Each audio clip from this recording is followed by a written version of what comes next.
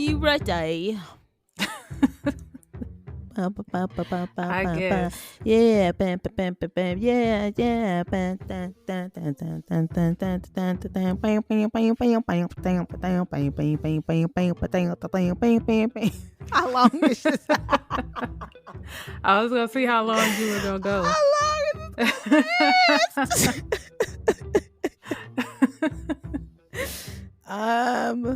this? Look, I'm a younger sibling. I could have went. I could have kept that going.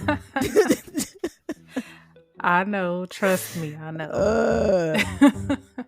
know. Greeting. Let me not yell today. Greetings, strangers. I'm Britt. And I'm Dee. And welcome back to another episode of It's a Strange World After All. The podcast where we discuss true crime cases, the supernatural, urban legends, conspiracy theories, supernatural, the show, evil, the show, comes up a lot. Yes. Yeah, random horror movies and all of the things that keep the world strange. Hello. Did you like what I tagged you in on Instagram? Yes. I reposted it in my stories. I was cracking up. Maria sent it to me. I was like, this is D. Aliens. Man. I'm looking for all the smoke and I ain't got no smoke. Well, I kind of do, but then I don't, because it's just too much. It is too much. You just want them to show their face, basically. Yeah. Like just do a drive-by. Yeah. I was watching this documentary. I sat there. I wasted... How long was this documentary? I don't know. But they were basically interviewing like these women who said they were abducted by aliens and they gave birth to alien babies, but I didn't see any babies. I was like waiting the whole time. I was like, I just know they're going to show those babies. And they Nothing. didn't. They probably just look regular anyway. What? Oh, I thought... What did you think I was going to say? I thought you were about to say they probably just had ugly kids. No. No, I was not going to say that. Oh, man. I was going to say they probably just looked like regular babies. I mean, all babies to me when they're first born look like aliens to me. They do. When they're first born. But this was like, they had already had these kids. So these kids would have been like, maybe like 9 or 10 or something. They're probably just look like regular people, though. You ain't never met somebody. I've met a few people, and I'd be like, I'm convinced that you are an alien. Like, I feel like you are an alien pretending to be a human, like pretending to be socially inept, like hip. Yeah. I'm like, I see you. But yeah, I can't even I watched it so long ago. I think it was when it was like right before we left Augusta. I watched it. Oh, that was a long time. And I was just sitting there waiting the whole time. I was like, okay, they interviewed about 5 women, so I'm gonna at least see 5 kids. Yeah. Nothing. I was like, y'all just wasted my time. Disappointing. Yeah. Because we can't trust, what's his name in Colorado? Stan? Was it Stan or Steve? Yeah. Romanek? I forgot. Yeah, Romanek. Can't trust him. That. Because you remember he got alien kids. Yeah, allegedly. Apparently. Allegedly. Speaking of alien babies. Yeah, hold on, I got distracted. I don't know why I ain't supposed to be on my phone. I apologize to you and to the listeners. In honor of Women's History Month, all month long, we will be featuring cases centered around women. In today's episode, we discuss the disappearance of the Millbrook Twins. Yes, this is my least favorite subject is disappearance. Well, not even disappearances, unsolved disappearances. Yes, it's just baffling to me. Yeah, and it's just, especially, I say this every single one we do, but I'm like, especially this one, because you feel like, okay, clearly the police are gonna, I don't even know why I feel like the police are gonna do what they're supposed to do. But it's nah, let me not. I was gonna say especially because they're Afro American, but nah, we ain't gonna even. that's what I was getting at.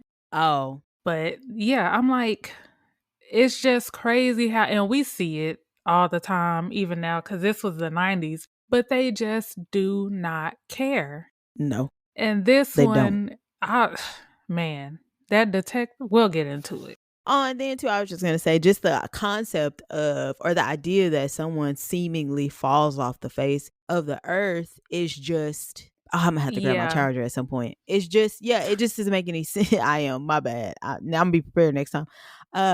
It just doesn't make any sense to me. And then the fact too, because like think about it. In that time, no, we weren't like hitchhiking or nothing like that, but we still had a lot of freedom back then. Mm-hmm. But they'd be like, okay, you weren't walking anywhere by yourself. They'd be like, okay, walk with your friend, walk with your niece, walk, you know what I mean? Then the fact that they were together is another thing that's just like, what happened?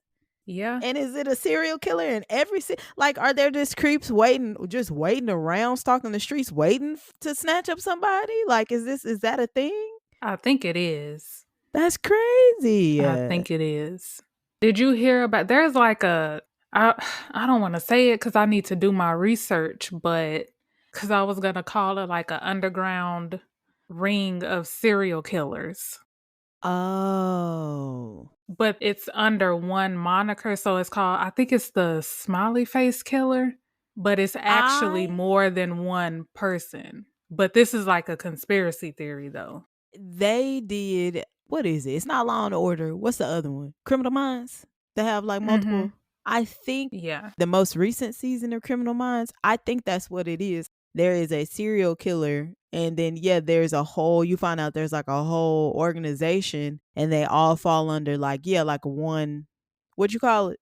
I say a moniker. Alias or okay. Yeah, I just say a moniker because I was about to say mantra, but it was not mantra, moniker, alias, whatever you want to call it. Yeah. But it is like dozens of them. Yeah. That's crazy. I don't even watch Criminal Minds. I'm gonna have to watch I don't either.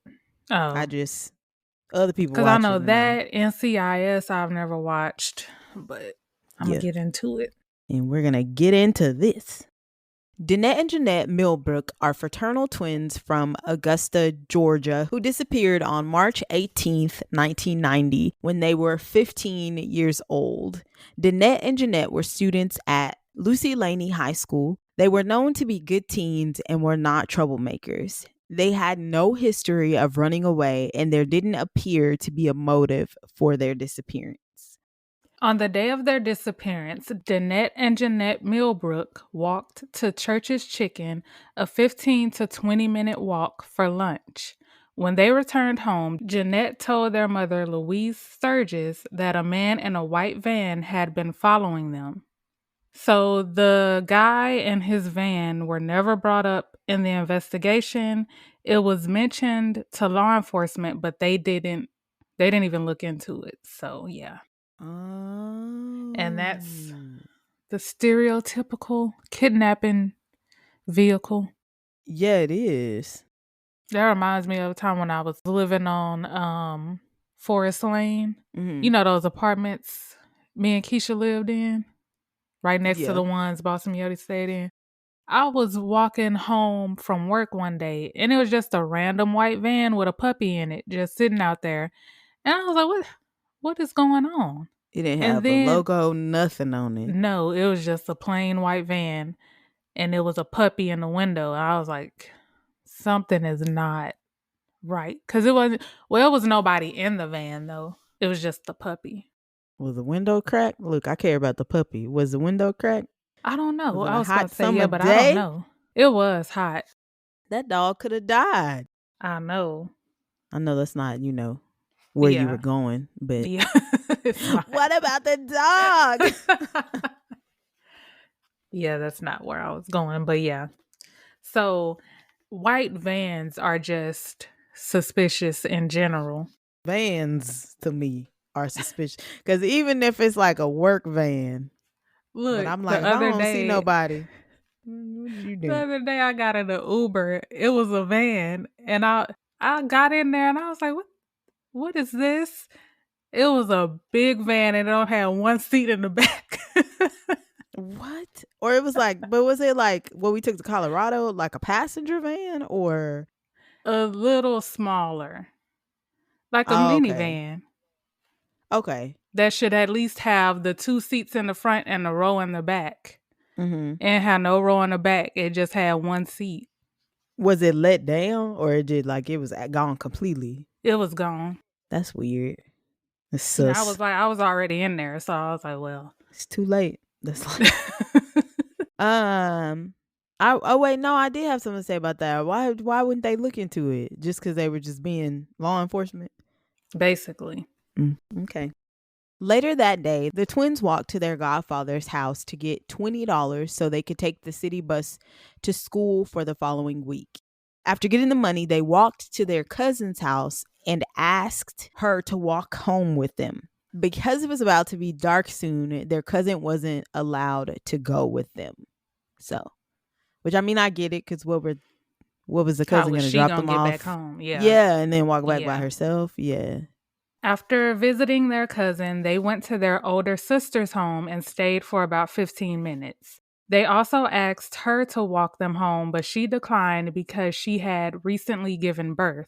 In hindsight, family members found it odd that the twins made multiple requests for company on their walk home. Okay, well, don't want to rephrase my note. Because I forgot about the van when I made this note. But I was just saying, I wonder if it was like an intuition thing. Like you hear stories about people before something bad happens or like when they avoid something. And it's like, my gut told me to do this or my gut told me not to do this. Maybe they sensed that something bad was going to happen. Or maybe they kept seeing that van. I'm trying to think because there is or was like a docuseries on Oxygen. That's where I got most of the information from. But they were saying Jeannette really didn't make a big deal about the van, but you could tell she was still kind of hesitant a little bit. So maybe she felt something was off. Because, this was like normal for them to just be, walking around and, Yeah, and you have together, each other. Though. Yeah, you have each other. So I wouldn't think to ask anybody else to walk me home unless I was worried about something. Like if you and me are out and it's late night, I might ask like one of the boys to be like, "Hey, can you walk us to the car or something like that?" If I feel uncomfortable. Yeah. When they left their sister's house, they stopped by a local gas station, the Pump and Shop. Pump and Shop. I ain't gonna say nothing. Where it makes me think of Come and Go. Was that the name of that? What? It was the name of the one in Colorado. It was like Come and Go or something, but it was KUM or something. Do you remember that Come and Go? No. Or I think that's the name of it. That's funny. The Pump and Shop where they bought snacks. The clerk, Gloria, who was familiar with the twins, said she didn't recall anything out of the ordinary about their behavior. Gloria was the last person to see Dannette and Jeannette. At around 4:00 p.m., their mother, Louise, began making phone calls in an attempt to locate her daughters. I just kept her name because there was one article, they called her Mary. So I'm thinking that's like her middle name, maybe. Their mom? So, excuse me. Their mom? The mom. Oh, okay. Yeah. So I just wanted to put that out there just in case, people were like, no, that wasn't her name. But I think it was like maybe her middle name. Oh, I get it. We're not even that big yet. But I know, that's why I was like, no, nobody get that's wrong, but that's okay. We love you. And then I think the younger daughter is Shantae, but it's spelled because I was saying Shanta. I was calling her Shanta too when I was reading through. Shantae. That makes sense. We'll go with Shantae. Yeah, I'm going to say Shantae. Shantae. Okay. Louise and her younger daughter, Shantae, went to look for the twins, but after they walked around for a while with no luck, Louise called the police. She was told she had to wait 24 hours before she could report anyone missing. So, this is not true. You just have to push them, basically, because you can report anybody missing at any time. You just have to be persistent, because they're going to tell you that every time. I don't know why. Because they don't want to do it. They probably feel like if we reported everybody who was allegedly missing within the first 24 hours, it would be a waste of time, but still. Yeah. And then I feel like anyone under the age of 18, for sure, you should be looking for them. Yes. Because they're 15. They were 15. And granted, you do have runaways, but even still, you're a runaway. Yeah. I'm still their legal guardian. They are still supposed to be with me. So do your job. That's all we ask. After waiting 24 hours, Louise called back and was put through to a detective. This nigga. Because, yeah, we talked about that, I think, in a little bit more detail in another episode when you were talking. It was another missing persons episode, and you were talking about that they don't have to wait, that they could just do it. I was like, talking about what? That they don't have to wait, that they could just do it. Yeah. Yeah, because I had brought up Haley, and I was like, they found her missing persons the day of, because they were like, oh, she was supposed to be at work, and she was supposed to pick up her little cousin, and she never made it. So they filed it the day of. Louise said that the detective told her they probably ran away, that the girls just ran away. The initial officer working on the case, Jim Shipp, got the girls' names wrong on the missing persons report. Jeanette's middle name was listed as, so they had it listed as Latressa, but it's actually Latrice. Their last name was misspelled with an S at the end, so it was listed as Millbrooks instead of Millbrook. Then the original police file was reportedly lost. I'm going to use air quote. Reportedly, air quote, lost. I don't know what it is about missing police files, because didn't this happen? Oh, no, it wasn't missing. It was just sitting in his desk. Because didn't we talk about this with Matrice Richardson? And then I feel like the one I just sent you, I could be wrong, though, mixing it up, because I was working on something else. The Freeway Phantom, I feel like they were saying like evidence and stuff was lost. So I could be wrong, though. I could just be thinking about Matrice, but which the Freeway Phantom, that's another one we could have done, but I just forgot about that one. I can't wait. Have you heard of that? Nope. That's why I said I can't wait. I can't wait. No, I can't. But yeah, wait. I don't know what it is about. And this was like, normally you hear stuff like that, it'll be like years after. Wait, this may have been. No, he lost it. I was gonna say it wasn't no damn years. Yeah, he just lost Lord, it. How? I think it's because I think it's a combination of the fact that they don't really care that much. And I feel like too, it was probably disorganized as hell back then. Like before everything was electronic, I feel like it was probably just chaos. It probably touched different people's desks, or the person who they gave it to probably had like a ton of stuff that they were already doing. So it just got lost. That's what I think. Yeah. Because, I don't feel like there was any shadiness coming from the officers. They just didn't care enough to try as hard in this case. Yeah. Yeah. According to Louise, Jim Shipp visited her in April of 1991 and told her that the case had been closed because the twins had turned 17 and could no longer be legally made to come home. I don't like that. I don't like this because I don't know. To me, it insinuates that adults can't get abducted, because if you have someone who there's nothing in their life that indicates that they needed to get out, they're not being abused or anything like that, there's nothing that indicates that they should be running away, they have the same routine, and now all of a sudden they're just missing. I think that should be cause for concern, even if you don't find like a foul play, or like if they're missing from their house was destroyed or something like that. I think it should still be noted that no, nothing was going on. They are missing. They should have been here and they're not here. So at the very least, look into it. And then 17, like, that's 17. Still they're still children. Yeah. But I guess in Georgia back then, I don't know about now, but I guess that's technically the age of consent. I don't know. Because 17 is, like you said, still a child to me. Yeah. No, they are. I was even like 20, people like, oh yeah, I just turned 21. I'm old enough to where I'd be like, you kid. I know. Just you wait. Yeah. They were probably like, okay, now we don't have to worry about this anymore, which is sad. That's messed up. Yeah. I don't care if they were 71, goddamn. You finna look for them. I'm telling you, this is not like them. I'm telling you that they did not run away. Yeah. So I need you to do something. I know my kids. So, Mm. yeah. In 1993, the family got a call from the National Center for Missing and Exploited Children, or NCMEC, letting them know that the twins had been found. However, the family hadn't actually seen them. Oh, it's not NCMEC. It's NCMEC. Yeah. Oh, okay. Thanks for... Go ahead. Oh, I didn't put that in. Oh. You put the NCMEC. I just didn't know that it was... I didn't know if it was, You can say it either way. Oh, okay. You look stressed. No, I'm sorry. It's just so much. It is a lot. Was you going to say something? I'm sorry, because I kind of cut you off. I'm so sorry. Because they got a call letting them know the twins have been found. Oh.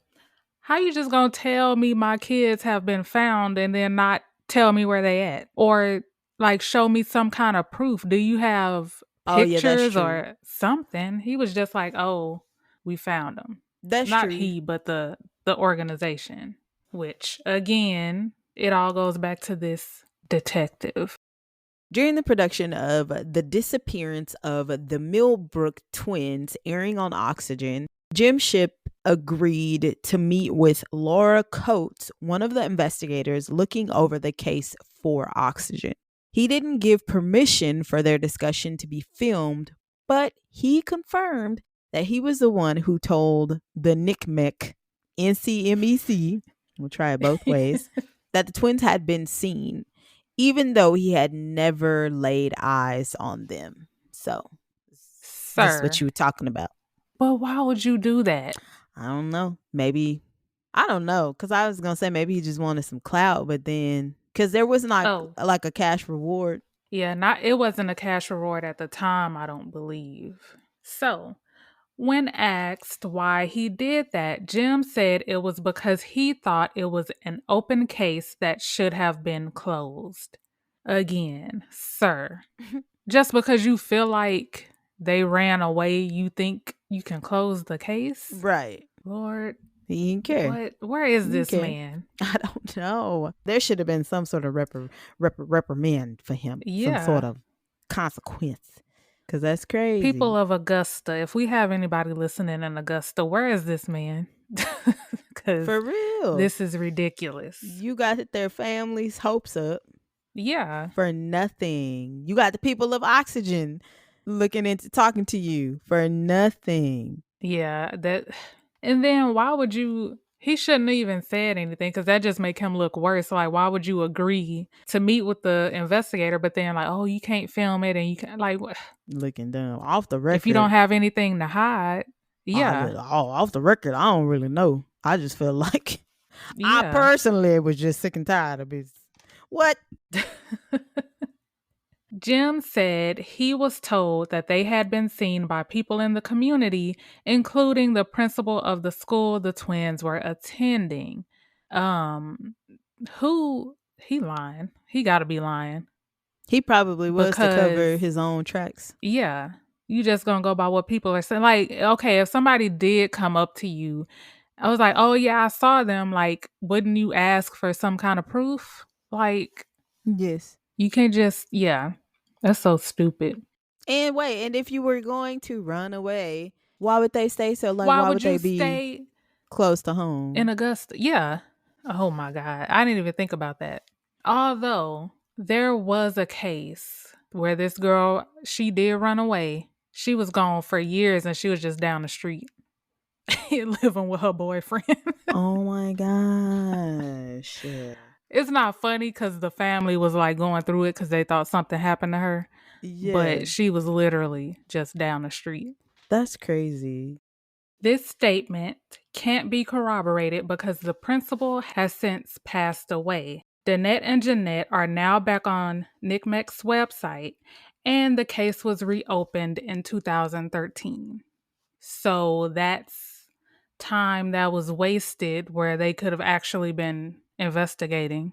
Right. But he was going around telling people the case was closed. Yeah, that's This ninja. That's what you're supposed to say.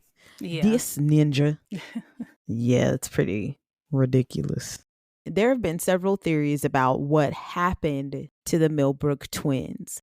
One theory is that they may have fallen victim to suspected serial killer Joseph Patrick Washington. Joseph lived in Augusta and worked at a local brickyard not far from where the twins lived. He lived on Hale Street, which meant that on his way to work, he may have often driven on MLK Boulevard, where the pump and shop was located. Joseph didn't drive a van, but may have had access to one because of his job. Going back to the day of the disappearance, Jeannette told Louise that a man driving a white van had been following them. Joseph was actively attacking women in the early 90s, which was around the same time the twins went missing. The women he would target were young Black women who ranged in age from teens to early 30s with short hair. And that is their exact description, because their hair was like, you know, the little haircuts from the 90s. Yeah, I saw. Yeah. Like the T-Buys, kind of like the T-Buys. Yeah. Yeah. Trigger warning. After abducting his victims, Joseph would take them to another location where he would shoot them in the stomach and then rape them. According to one of the survivors, he told her that he'd contracted HIV from his girlfriend and that the rapes were his way of seeking vengeance against women. Joseph Patrick Washington died in 1999, but his cause of death was never formally released. It may have been what I think it is, but you don't think it was that? No, I'm saying the way he died. Oh. Because they never released how he died, but I feel like it was AIDS related. Yeah, that's true. Yeah. So, which means he was telling the truth, but that's shitty for you to be doing. Yeah. They didn't do that to you. Yeah, because I feel like he may have been targeting women that looked like her. Another theory is that their father, John Millbrook, knew what happened to his daughters. Their sister Shantae told producers of the Oxygen special he basically didn't even want to be involved in the girls' case. He didn't even want my mom looking for them. An inmate named Ernest Vaughns said that John Millbrook knows his daughters are dead, and he went crazy because of it. That's a good... Well, let's keep going. Because Yeah. let's say it's a good theory, but let's keep going. Ernest said he spent time at John's home, which he claims that John lent to drug dealers as a dealing location. That's basically a trap house. Why though? Was Ernest selling drugs or was he on drugs? No, I just think Ernest was just there. I mean, not Ernest, John. I meant to say John. Oh, John. I'm sorry. No, I think he was probably selling, or he was being paid to let them use his house. Oh, okay. Yeah, I forgot you don't know about that type of stuff. I know what a trap house is. I done been to the trap house. I done been to the trap house. Oh. Weed is not legal in Texas, y'all. Sometimes you got to go to the trap house to get your weed when the weed man don't drive. You got to meet him. And now we got hood dispensaries. It's very progressive. Yep. I said, oh, this is progressive. At that time, Ernest was about 12 years old, and he believes he witnessed the possible murder of Jeannette and Dannette. He alleges that one of the twins became intoxicated while they were at their dad's home. There were about 8 to 9 men present in the home, and some of the men took advantage of her. Oh, yeah. And this is all what Ernest is saying happened. Right. So this is all alleged. The other twin saw what was happening and became upset because no one was trying to stop it, so she spoke up. That's when one of the men hit her and she fell back and hit her head on a table and it split open. Ernest heard one of the twins screaming and some of the men told him to leave and come back when things got quiet. Ernest thinks the girls were killed and dumped nearby. He did say that John was only a witness and was not involved in dumping the bodies.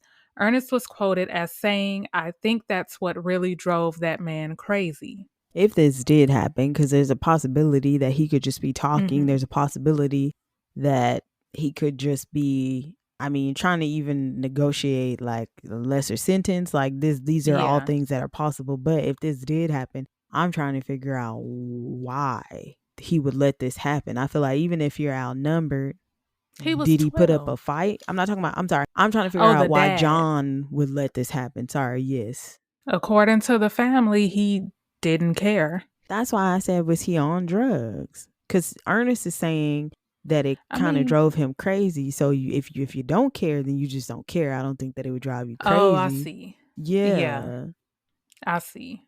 So I'm like, maybe Yeah, was I mean, he? could have been because this was the 90s and, the government was dropping crack everywhere. Like it was So, Skittles well, falling not out the everywhere, but in the rainbow. black. Yeah. And in the black communities, like it was, Yeah.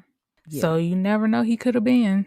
And then, yeah, people have sold. You've sold your children for drug related things. So Yeah. that's crazy. If this happened, that's crazy. John Millbrook is now in a nursing home and suffering from dementia. Producers of the Oxygen special were not able to confirm or deny Ernest Vaughn's account of what happened. Investigators told producers that while some details of his story were corroborated, they didn't find his account of what happened to the twins to be credible. Is why. So that kind of, but see, that kind of makes me think that all of that could have happened Yeah. because, clearly, if some of it was corroborated, something could have happened to them there. Yeah. Because now we know that they could have possibly, more than likely, they were there. So, unless I don't know, because that makes me think something happened there. Yeah, because Because why would yeah, you say well, you could confirm some of the story, but not all of it? yeah, what part of the story? Yeah. It brings you back to the idea of, or the question, why is Ernest saying this and why is he saying this now? Yeah. Could be guilt. Maybe. I don't know. Could be what you said. He's trying to get out of jail. Maybe. Or, yeah, I don't know. In 2017, the sheriff's office met with the family to discuss the case and collect familial DNA samples. But as of 2019, it is unclear if the case is still being investigated by local law enforcement. The Fall Line podcast, which is how I heard about this, has taken an active role in the search for Dannette and Jeannette Millbrook and helped raise a $10,000 reward. Producers of the Fall Line podcast, which are the hosts, partnered with Unresolved, another podcast, to raise money for a billboard to advertise the reward fund. Unfortunately, there still hasn't been any arrests and the case remains unsolved. So, listen to the Fall Line podcast. I think they mainly focus on Georgia, like true crime, because I think that's where they're from. So, Oh, okay. yeah, they really go into detail. And I think they were on the Oxygen special, I believe. So, yeah, check them out. Final thoughts. I'm leaning towards what Ernest was saying because we don't know what parts of his story were true. We just know that they were there and that was around the time they disappeared. But so the last person to see them was the lady at the pumping shop. Yeah. Why would they, instead of going home, go to their dad's house? I just thought about that. That's a good question. I wonder if anybody Was it in has. walking distance? That's what I was gonna say. If there's like a map, like if they could map it out to try to see Yeah. if it made sense for them to go there. Yeah. Because it could even be that maybe they were there at some point in time, but maybe what he's saying happened, it didn't happen. Maybe they ended up leaving.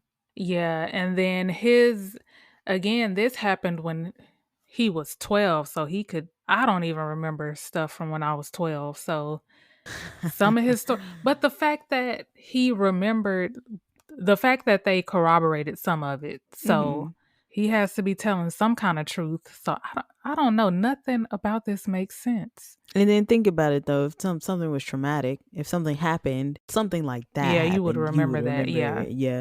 Yeah. I was like, I still remember getting pulled over on the street when we were walking with Charlie Mesquite. No, for real. I still probably will take that with me. I remember that too. Yeah. So, yeah. Because you almost got us arrested. No, that was not me. You was the only one that was talking back to them, to the cops. I was talking I back? remember that. Yeah. I don't remember Not really that. talking back, but you were just like the only one talking. Oh, probably because I was like, this is injustice. I know about this. Because we're talking about the time that they racially profiled our brothers, correct? Yeah. And I was like, this don't make sense. And then I was like, first of all, you can't. I am a child. I think I remember that. I think I remember saying, y'all are asking us if we have weapons, sir. I am a child. Yeah. Hell yeah, I was talking shit. To this day, I've been talking shit to law enforcement. All right. But yeah, I just don't know. But the serial killer, that makes sense too, because they fit like the description of the women that he was targeting. So I don't... Especially after last week's episode, because it's like, you could very well be a victim of something like that. Yeah, I don't know. I really don't know because, normally you have different theories. And for me, a lot of times there's one particular theory that sticks out to me, but then both of these are plausible. So I don't know. Yeah, I think for me, like we kind of went over a timeline, but I think I need like a clearer time. Like I need like something that I can sit down, see. I need maybe I need to go on a criminology. I need a map. You know what I mean? Like I need a map to see like where the houses were, where was the... Oh, I see what you're saying. So when I was researching this, because I was like, I followed a timeline, because I try to put everything in chronological order. But I think this one had an actual time. You remember the Atlanta child murders, how they had that timeline of the victims? This had that. That's what I was going by. So that's the most detailed that it can get. And then you can listen to the Fall Line podcast. Yeah. I don't know how to watch the Oxygen special. I've seen clips from it, so you could probably get that on YouTube, but I'm gonna do that too. And then I feel like the serial killer theory, like you said, does make sense. There wouldn't be much detail in that because it could easily be they were walking from, what's the name of the store? I think Pump and Shop. And he snatched him up. But it was also still kind of, it still would have been daylight, right? Because they were there at like 4 p.m. That was the last place they went. You remember, so they went to see, the first person they asked to walk them home was their cousin. Right. And she was like, no, I can't go. It's about to get dark. Then they went to their sister's house, and then they went to the Pump and Shop. So it could have been dark by then. We don't know. Yeah. Wait, when was 4 p.m. mentioned? 4 p.m. was when they went.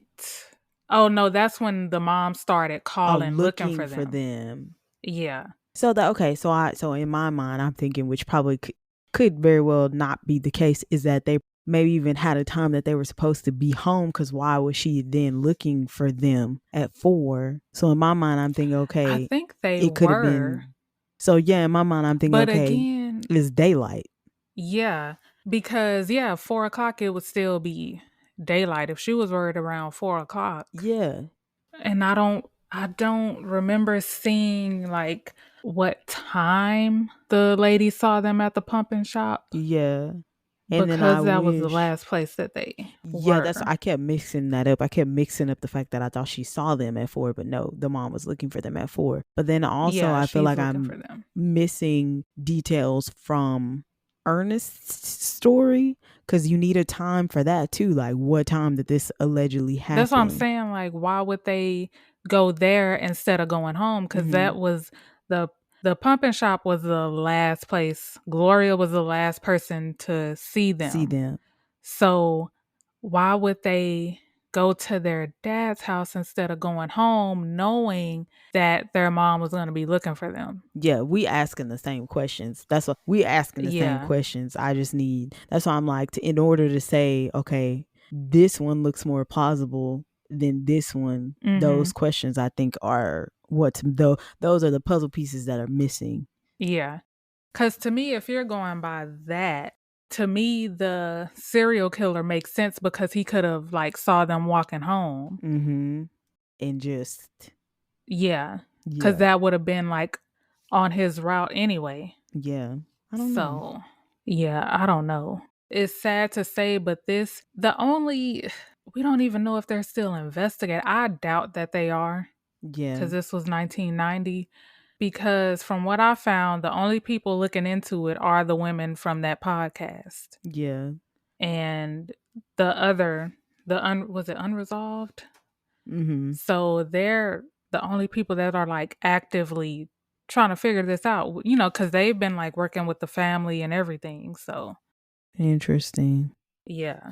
Maybe do some more research because like you said, I think it could be because the other cases that we've done, some theories were just so far-fetched that you were like, well, no, I believe it to be this. But in this case, it's like, like you said, it could be either one. So I'm like more intrigued by this. Yeah, because I even tried looking into the serial killer, but they were, I don't even know if they were mentioned when I Googled him. So I don't know. But yeah, it's just frustrating because they wasted so much time, the police. Yeah. And they didn't care. No. That detective did not care.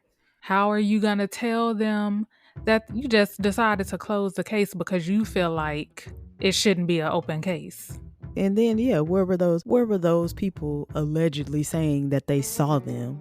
Yeah, you just took it for like, I saw them. You can't talk to the principal because the principal passed away. But what about the other people? The people in the actual community, right? That are still there. Were there any security cameras? Were there any CCTV footage? That's frustrating. Yeah.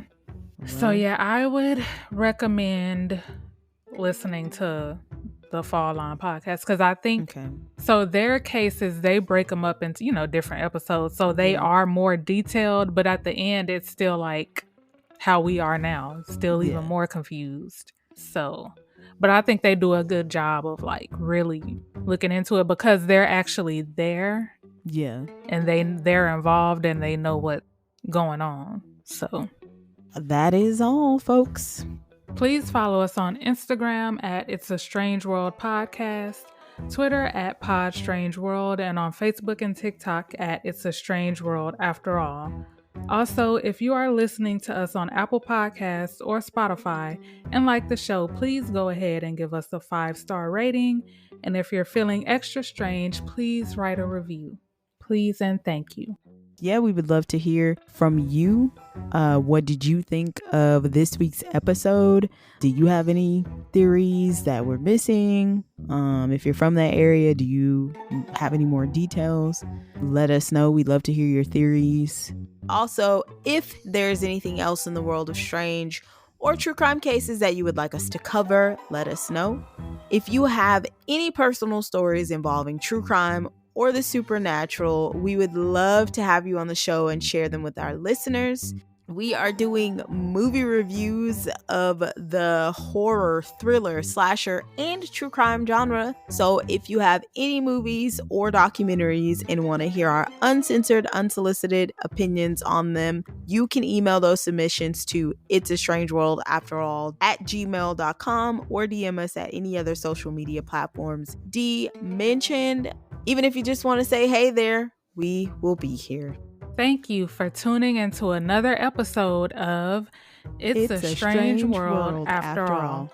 And thank you, as always, for keeping it strange with us. Thank you. Adios. Arrivederci.